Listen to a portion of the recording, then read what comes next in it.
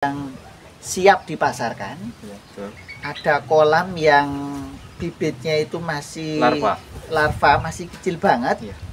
Ada kolam yang ada indukannya. Nah, waktu di kolam yang ada indukan, waktu dikasih pakan, itu kelihatan asik untuk dilihat. Nah,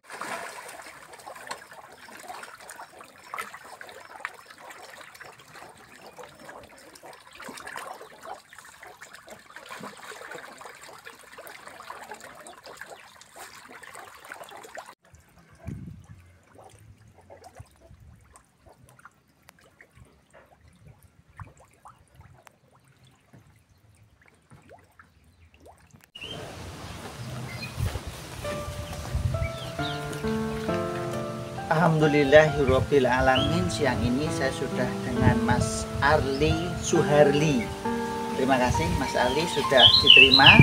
Ini saya harus terima kasih dengan Pak Badri, karena pada waktu saya ke lahannya Pak Badri, saya ketemu Mas Arli.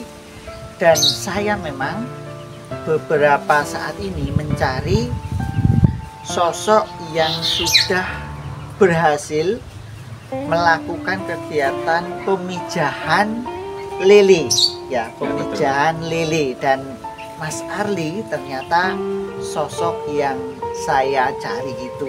Jadi alhamdulillah, dan saya tadi sudah melihat ke kolam, baik itu kolam yang untuk bibit yang siap dipasarkan, ada kolam yang bibitnya itu masih larva masih kecil banget.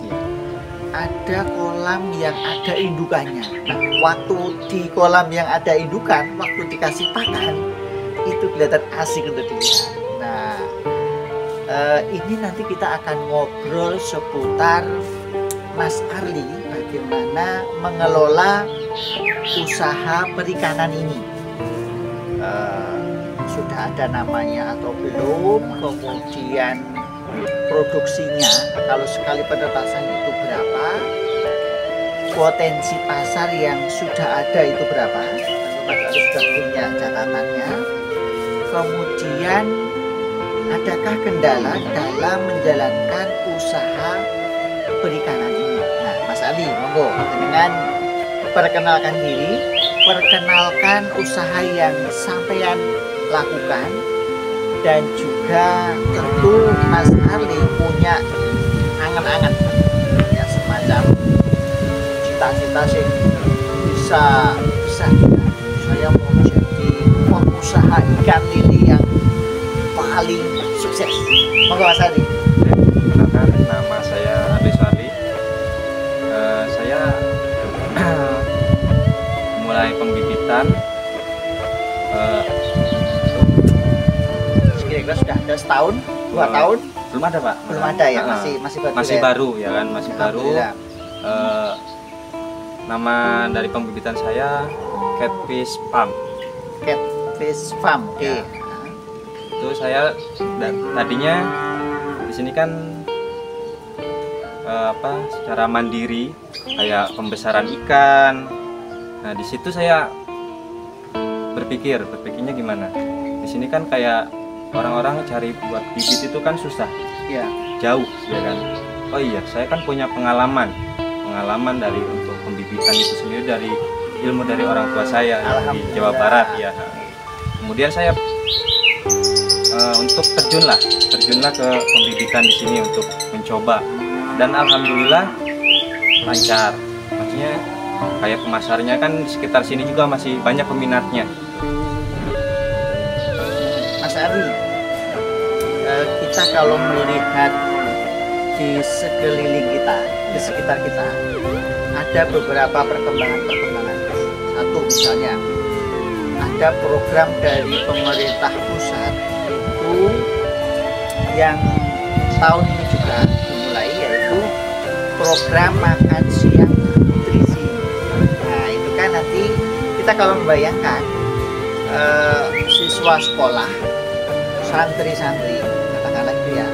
Kemudian karena mereka itu adalah generasi utama yang harus dijaga, mereka betul-betul diperhatikan dengan salah satu caranya adalah pemberian makan siang seperti ini. Pemberian makan makan siang bernutrisi. Nutrisi ini kan diperoleh dari beraneka macam kebutuhan pangan kan ya. Nah, salah satu sumber protein yang bisa dipenuhi salah satunya adalah dari ikan. Betul, kita punya laut yang luas ya. Tapi yang perikanan darat, katakanlah lele, ini kan juga harus menyambut itu. Mas Ferdi, produksi yang sudah jenengan hasilkan dalam waktu ya, walaupun ini masih memulai kan ya? Masih mulai. Dengan indukan berapa, jumlah produksi berapa, dan kira-kira nanti sampean bisa nggak nanti sudah mulai punya gambaran bahwa petanya nanti saya bisa memenuhi Sukowilangun, saya bisa memenuhi 2 desa, saya bisa memenuhi 1 desa dalam katakanlah 1 tahun ini 2025 dan seterusnya. Saya ceritakan ini. Mungkin untuk indukan ya, saya mempunyai kurang lebih dari 20 indukan. 20 indukan. Ya. Misalkan satu indukan itu kalau bagus di angka sekitar katakanlah 30.000. 30.000 itu dikali 20, 600.000 dalam sekali penetasan. Ya. Cuman kan saya di sini terkendala cuman buat kolamnya kan cuman terbatas. Ya mungkin di situ belum bisa memaksimalkan untuk pembibitan lebih banyak lagi. Jadi untuk pemasaran cuman sebatas di wilayah setempat. Itu aja. Oke, Mas Ari, misalnya nanti kita ini kan harus punya jaringan ya, network kan ya. Betul. Jadi katakanlah betul tahap awal memang ini kalau bisa memenuhi pasar yang setempat dulu, sekitar Sukowilangun, ya kan. Nah, seiring nanti produk atau bibit ikan lele Masamo yang sudah sampean hasilkan ini dikenal oleh khalayak, Arjowilangun misalnya, Mas Ari ternyata bisa menghasilkan bibit yang 7 cm harganya bersaing. Oh nanti desa Kalirejo, oh nanti ke barat lagi dan seterusnya.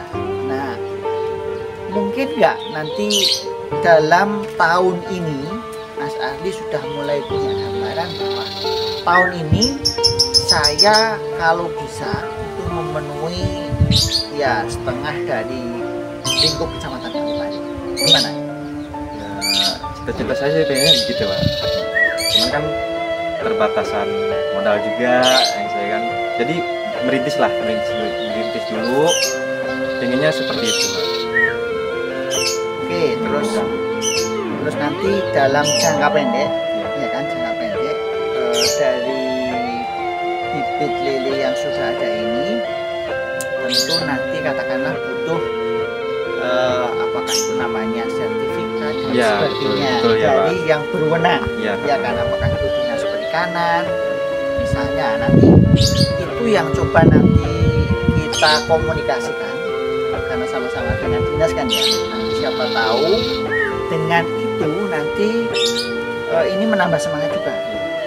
Oh ini bibitnya sudah diberi sertifikat. Bersertifikat ya Pak. Ini satu induk namanya misalnya dikasih nama yang keren nanti.